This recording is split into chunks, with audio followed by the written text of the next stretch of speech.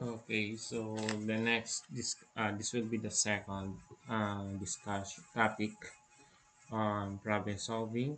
That is a second strategy also use an equation. So for example one, a rectangular classroom has length that is 1 meter more than 2 times the width. So find the dimension if the perimeter is 32 meters. So we need to step one understand the problem and find what is given and what is asked. So ano ba yung given and what is asked? Or we need to find what? Huh? Find what? So given, ano ba yung first given dito? Aha. So read again. A rectangular classroom has length. Oh, ito na yun. Has length that is 1 meter more than 2 times the width. And find the dimension if the perimeter is 32. So, ito yon. Yon. Yung naka-highlight na orange, that will be your given. What is asked? So, what is asked is find the dimensions. Ito yon. Ano bang mga dimensions usually? So, since we are talking on a rectangular classroom, so ano bang rectangular? So, we are looking for the length and the width.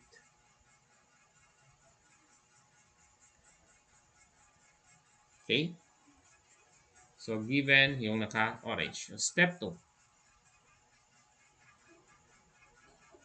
Um, make a plan. So, how can we make a plan? This one. So, since we are talking on a rectangular classroom, and the perimeter. So, ano ba yung perimeter nun? Yeah, tama. As you can remember, yung perimeter of a rectangle is equal to, that is 2 length plus 2 width. Oh, this one. So we can use the formula for perimeter. And at the same time, we can use substitution based on a given. Tama? So that's a plan. Now, formula.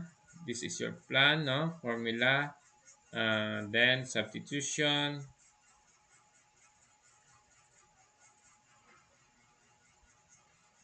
To find,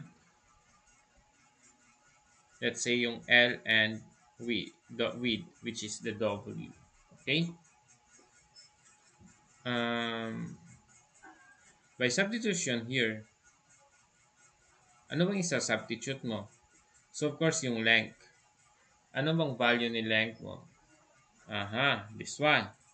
1 meter more than 2 times the width. So, yun. That is 1 plus 2 times the width. Ito na yung length mo. So, you can substitute that one here, dito. Tama? So, your L will be now this one. So, that will be step 3. Carry out the plan. So, step 3. Based on the formula, you have 2L plus 2W. That is equivalent to what? Sorry, I forgot to mention it on step 2. That is 32. So, ito, you can erase that one. That is 32. So, this one is equal to 32. And what is your L?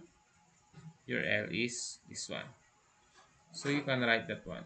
It's 2 times, that is 1 plus 2W plus 2W, which is equal to 32. Okay? Then, solve for W. So, we can distribute the 2. So, that is 2 plus, sorry. Oh, 2 plus 2W, sorry, times 2, sorry, that is 4. So, that is 4W. We just, ano, plus 2W is equal to 32. So we have the same variable here, the width, and these two you can just use transpose, or what we know, or what we are, the right term is the addition property of equality. So this will become 6W, then by transpose this will become 32 minus 2. So that is 6W is equal to 30. So divide both sides, or multiplication of equality, just multiply by 1, 6. This one is cancel, and then it give us of W na 5. Oh, the width is 5. We're done here? Not yet. Take note that your W, so by substitution, you can go back here, here, here.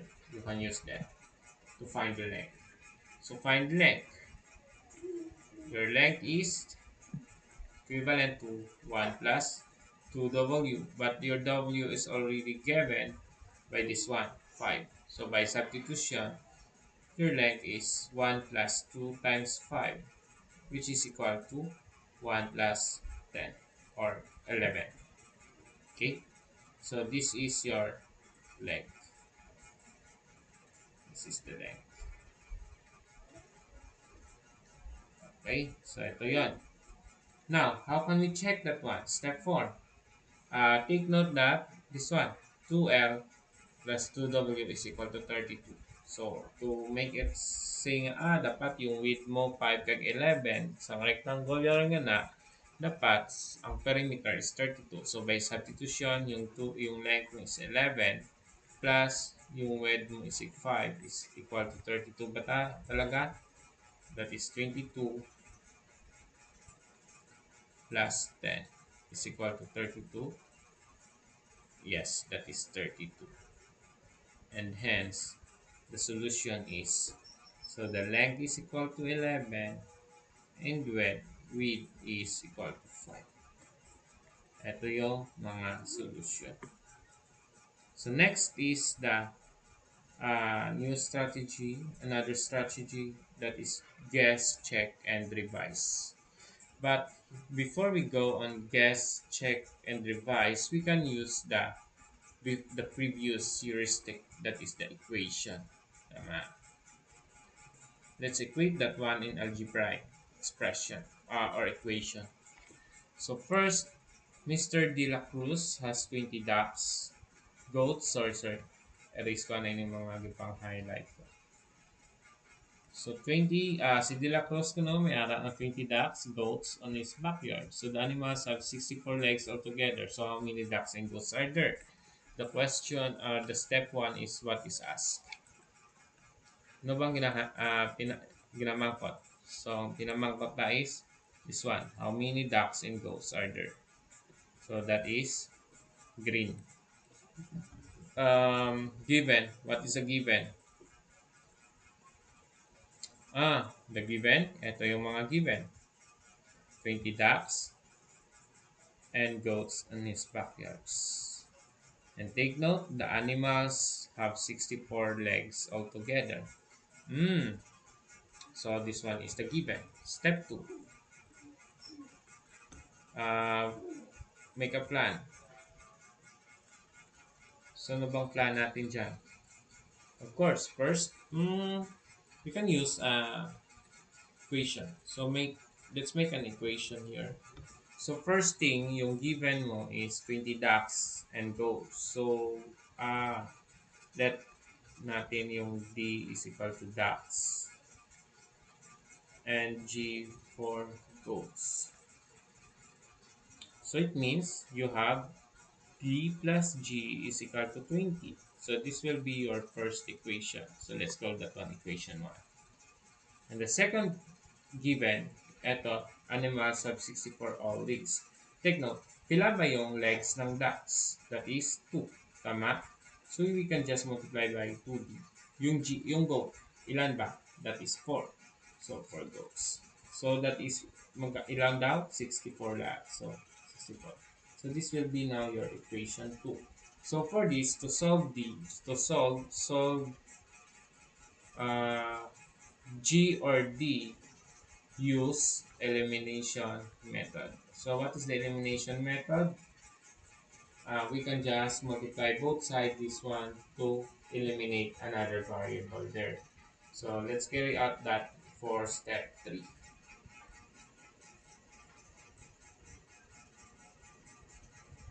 Step 3, we need to eliminate. So, dito gusto ko eliminate ko ito, si D, para ma-solve ko si G.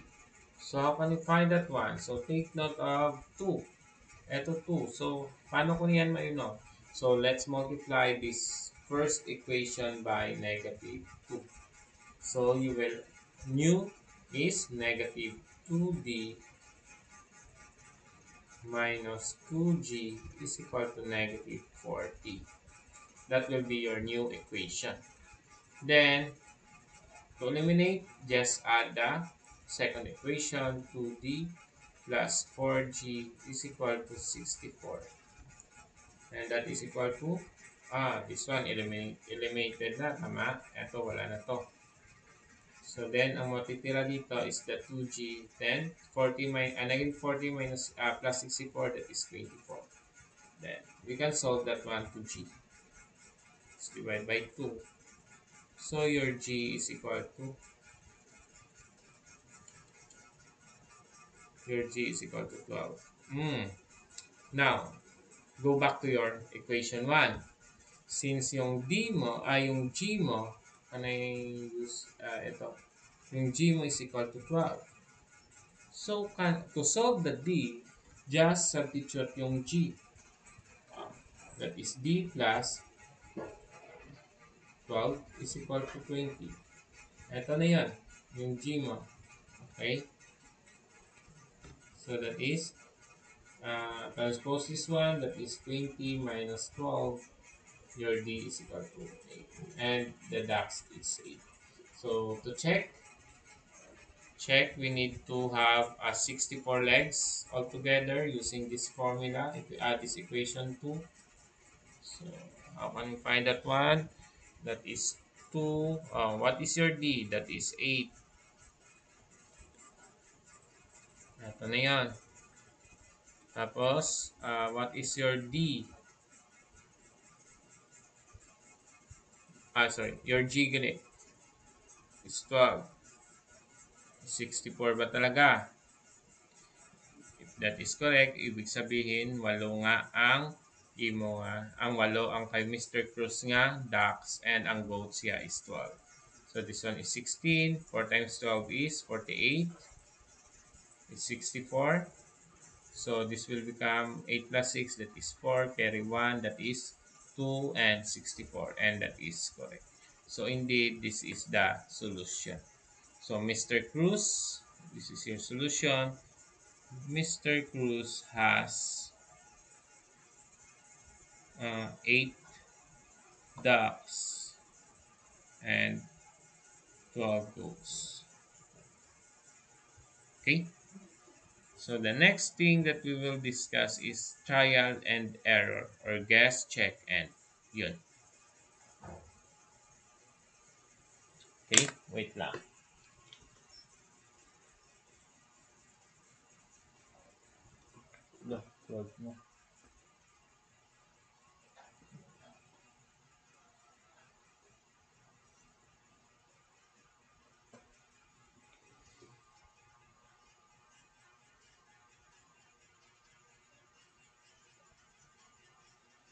So, for guess, check, and revise, we need to, wait lang, sana ba yung problem natin? Ito. Okay. Paste dito yan.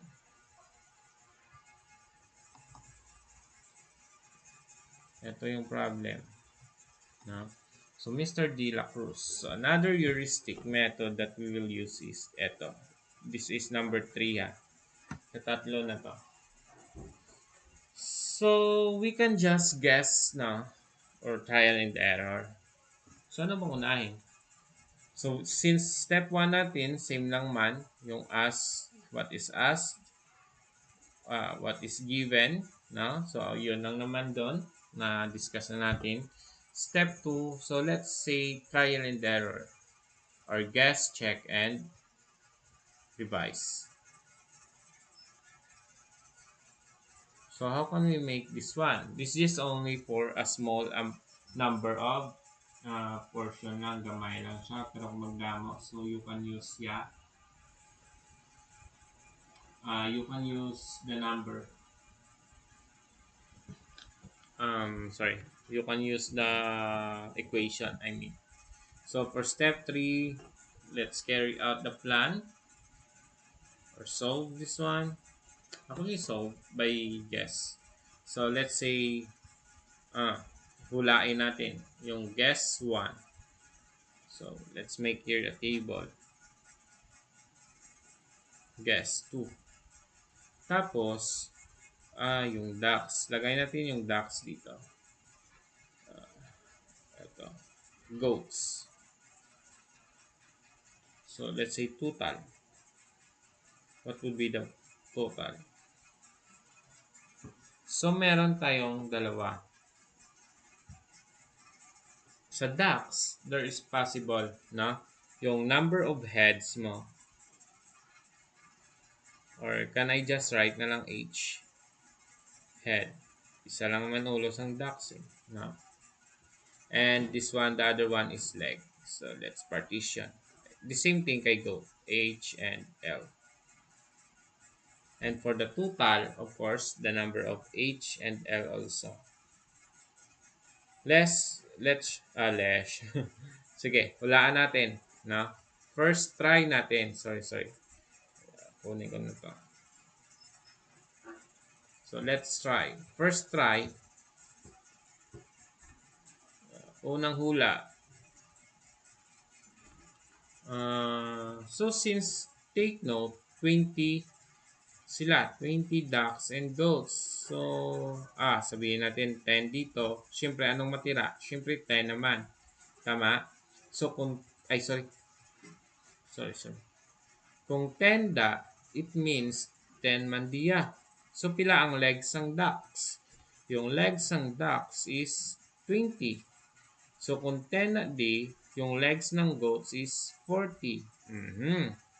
So 10, 10, that is 20, which is, correct. Next.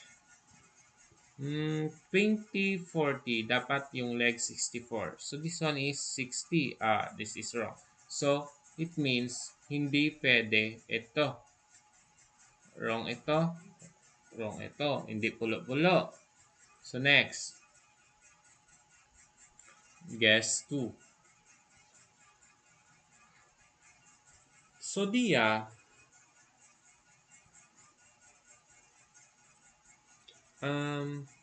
pila ang kulang? 20, no? Heads is 20. Tapos ang legs mo is 60.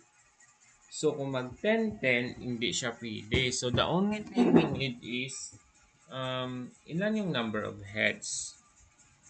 So let's try 12. Let's try 12. So it means 8 na lang kay goat. That is still total of 20. So itong 12 nga to, 12 times 2, that is, second guess niya, 24. 8 times 4, that is 32. So, 24 plus 32 is 56. So, as you can see, from 60 to 56, nagnubo ang legs. It means, the indication is, yung 12, mas manubo siya. Mas manubo siya kay 10.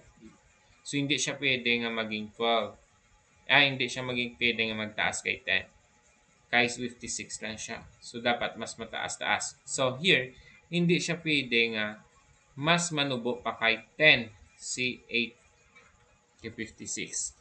So, we can, mabuhin naman kita. Guess 3.